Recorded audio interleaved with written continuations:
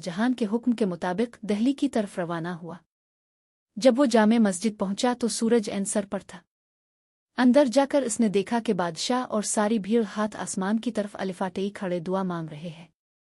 चरवाहा ये देखकर हैरान हुआ और दिल में सोचने लगा, जब खुद बादशाह भी हाथ अलिफाटे कर खुदा से मांगते हैं तो मैं सीधा खुदा से क्यों ना मांगूं। इसने जोर से पुकारा, ए खुदा, अगर तो मुझे बहुत कुछ देगा तो मैं लूंगा। और बगैर बादशाह से मिले ही वो वहां से चुपके से निकल गया। वो चलता रहा यहां तक कि रात हो गई। जंगल के अंदर पहुंचकर वो एक पुराने दरख्त पर चढ़ गया और आराम से बैठ गया। इसी रात कुछ डाकू इस दरख्त के नीचे जमा हुए और एक गांव को लौटने का मंसूबा बनाने लगे।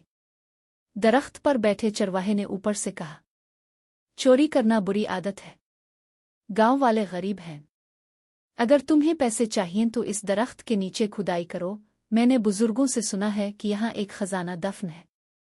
डाकू लालच में आ गए और खुदाई शुरू कर दी, मगर खजाने के बजाय उन्हें 2 मिट्टी के घड़े मिले। एक में सांप भरे थे और दूसरे में बिच्छू। गुस्से में उन्होंने सोचा कि ये घड़े गांव में ले जाकर डाल दें। उन्हें एक छोटी झोंपड़ी से चरवाहे की आवाज सुनाई दी तो उन्होंने वो घड़े अंदर उंडील दिए। सांप और बिच्छू ने इसे डस लिया, मगर अजीब बात यह हुई कि उसी वक्त झोंपड़ी में सोने के सिक्के गिरने लगे जिनकी खनक सुनाई दे रही थी। आवाज सुनकर गांव वाले जमा हो गए और डाकू घबरा कर रात ही रात वहां से भाग गए। चरवाहे ने आसमान की तरफ देखकर पुकारा, ए खुदा, तो सच्चा और अजीम है। अगली सुबह कुछ लोग चरवाहे को बादशाह शाहजहां के दरबार में ले आए और सारा वाकया सुनाया।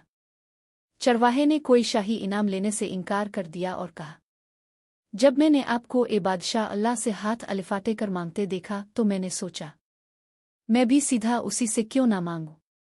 और देखिए, इसने मुझे मेरा इनाम दे दिया। बादशाह ने इसकी बातों की इज्जत की और इसे एहतराम के साथ उसके गांव वापस भेज दिया। नेकनियत वो खामोश ताकत है जो अच्छे अमाल की बुनियाद बुनती है।